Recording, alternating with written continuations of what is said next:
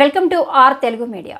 నల్గొండ జిల్లా దేవరకొండ పట్టణంలో జరిగిన విలేకరుల సమావేశంలో మాజీ ఎమ్మెల్యే రవీంద్ర కుమార్ మాట్లాడుతూ ఏడాదిగా కాంగ్రెస్ ప్రభుత్వం చేసిందేమీ లేక ఇచ్చిన హామీలను నెరవేర్చకుండా ప్రజా సమస్యలను పక్కదోవ పట్టించేందుకే కేటీఆర్ పైన చిల్లర కేసులు పెట్టడం జరిగిందని ఆయన అన్నారు. కాంగ్రెస్ ప్రభుత్వం తెలంగాణ పరువు తీసేలా ఫార్ములా ఈ వాళ్లతోనే కేసులు వేయించుకున్నావు. రేస్ జరుపుతామని అగ్రిమెంట్ చేసుకొని మధ్యలో రద్దు చేసినందుకు వాళ్ళు రేవంత్ ప్రభుత్వం మీద కేసు పెట్టారు అని ఆయన అన్నారు. ముఖ్యమంత్రి రేవంత్ రెడ్డి నీలాంటి చిల్లరగల కేసులకు భయపడేవాడు ఎవడు బీఆర్ఎస్ పార్టీలో లేడు అని ఆయన అన్నారు. ఫార్ములా ఈ రేస్తో తెలంగాణ హైదరాబాద్కు 700 కోట్లు లాభం వచ్చింది అని తెలిపారు. రేవంత్ రెడ్డి ఎన్ని రకాల అటెన్షన్ డైవర్షన్లు పనులు చేసినా రాష్ట్ర ప్రజలకు ఇచ్చిన 420 హామీలను అమలు చేసేదాకా వదిలిపెట్టాం. రాష్ట్ర ప్రభుత్వాన్ని వెంటాడుతూనే ఉంటామని ఆయన తెలిపారు.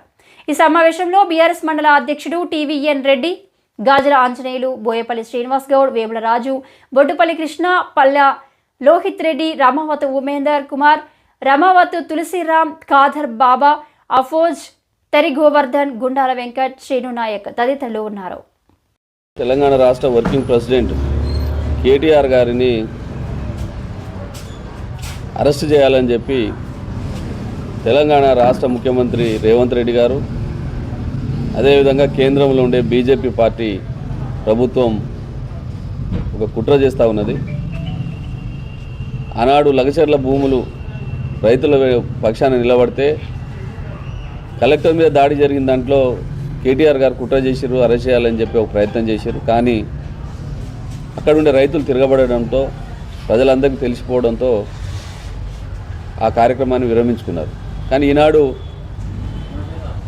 మరి ఆ రోజు మున్సిపల్ శాఖ మంత్రిగా కేటీఆర్ గారు ఉన్నప్పుడు ప్రపంచ మహానగరాల్లో హైదరాబాద్ నగరాన్ని ఒక గుర్తింపు తీసుకురావడం కోసం ఫార్ములా ఈ రేస్ అనే ఒక కార్యక్రమాన్ని నిర్వహించి ప్రపంచంలో ఒక 20 నగరాలు గుర్తింపు పొందిన నగరాలుగా ఉంటే అందులో హైదరాబాద్ను చేర్చే దాంట్లో వారి యొక్క పాత్ర చాలా అమోఘం.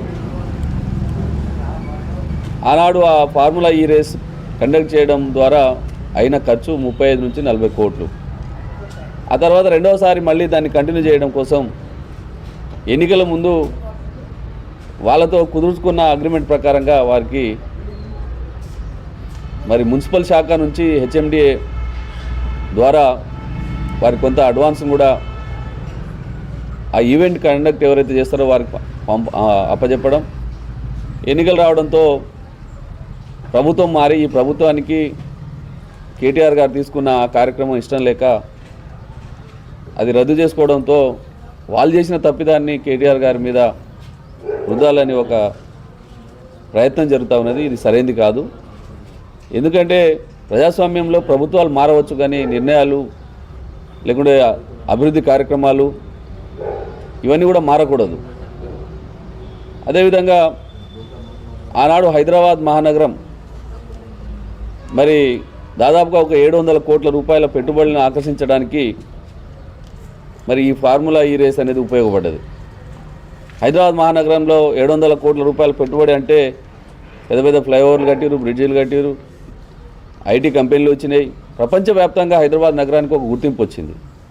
ఇలాంటి కార్యక్రమాలు మా కేటీఆర్ గారు చేస్తే ఈ చిల్లర రాజకీయాల కొరకు రేవంత్ రెడ్డి గారు ఒక పైశాచికమైన ఆనందం పొందాలి, కేటీఆర్ను జైల్లో పెట్టినామని అనిపించుకోవాలని చెప్పి ఒక పనికిమాలిన ఆలోచన చేస్తూ ఉన్నారు. ఇది సరైనది కాదు. తప్పకుండా ప్రజలు మీకు బుద్ధి చెప్తారు. మా కేటీఆర్ గారిని ముట్టుకుంటే ఈ రాష్ట్రంలో ఏం జరుగుతుందో మీకు అర్థమవుతుంది. కాబట్టి మీరు ఇలాంటి పిచ్చి పిచ్చి పనులకు పోకుండా మీరు ఇచ్చిన హామీలు ఏదైతే 6 గ్యారంటీలు ఉన్నాయో, 420 అంశాలు ఉన్నాయో ప్రయత్నం చేయండి. మీ శక్తిని, యుక్తిని, మీ తెలివిని అక్కడ ఉపయోగించండి. కానీ అది చేతగాక ప్రజల్ని రాజకీయాల నుంచి డైవర్షన్ చేయడం కోసం ఈ పనికిమాలిన చర్యలు చేపట్టడం వల్ల ఉపయోగం ఉండదు. ప్రజలందరూ కూడా గమనిస్తూ ఉన్నారు. తప్పకుండా మీకు సరైన గుణపాఠం చెప్తారు.